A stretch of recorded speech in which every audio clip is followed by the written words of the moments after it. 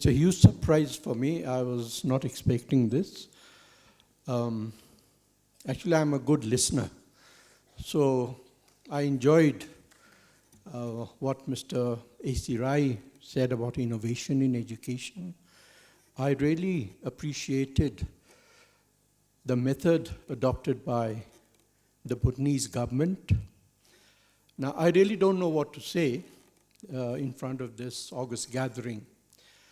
First and foremost, I'd like to thank the organizers for inviting me here. I feel very humbled. I feel very honored. Now, being an educator myself, I always tell everyone that in terms of education or in terms of teaching, I've become antique, in the sense that, well, I taught in a college, not in a school, for 38 years, and I didn't have young people like you all to teach. And I know, in my own personal experience, it's more difficult to teach school children than to teach, grown-up students in colleges. They're more matured. And I suppose I was a privileged one to be teaching in a college, that also very privileged to be teaching in a girls' college, because you don't have much problem with girls. Not to say that boys are very naughty and they give you a lot of problems. No, I'm not meaning that. Anyway, in my teaching career, I said 38 long years. Since then, I've retired, and I'm into many other things. I've learned a lot about education.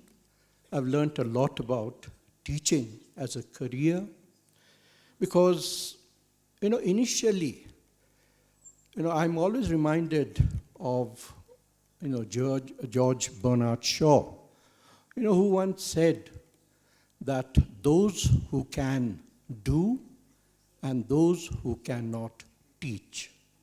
Which meant what? That teaching was always a career that people opted for, as a last resort.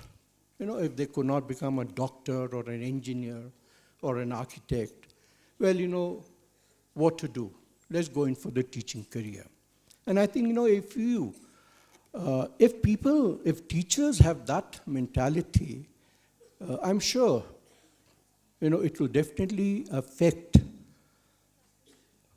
teaching, it will definitely affect, education as a whole. And, I've always believed in the 38 years that I've studied, that I've taught, one thing is very important in education, and that is interpersonal relationship. Whether it's in a school or in a college, there has to be close relationship, say, between the teacher and the taught, between the teacher and the principal, between the teacher and the management, between the staff and the students. And only then, can education really prosper. Only then, I think you can build up a rapport where students will really be influenced. That's why when someone asks me, what is the happiest day in the life of a teacher? When a student comes forward and tells you, sir or miss, when I grow up, I want to be a teacher like you. That is something that is very close to my heart, and, is something that any teacher will be so proud of. And, when you talk of a teacher influencing education, just recently, in India, 5th of September is always a very great day in the life of a teacher, Teacher's Day. Just the other day, I think yesterday, we had Literacy Day.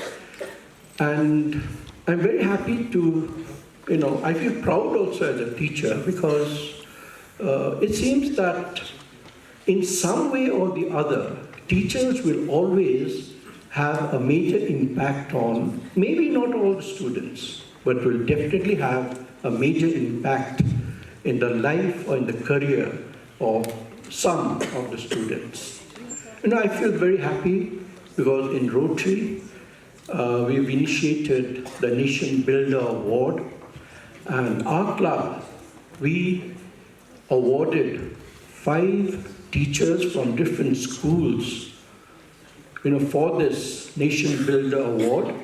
And I very proudly say that of the 5 teachers that were awarded, 3 of them happened to be my students. So I'm so proud of that. And in Siliguri, another Rotary Club awarded the Nation Builder Award, and one of the awardees happened to be a student of mine. And just the other day, the West Bengal government awarded the Shiksha Ratna to primary school teachers, and the recipient was again my student, who happens to be a headmaster of a primary school. You see, what does this prove? I'm not trying to say that, I'm not boasting and saying that, well, I've been a very good teacher and I've really made an impact.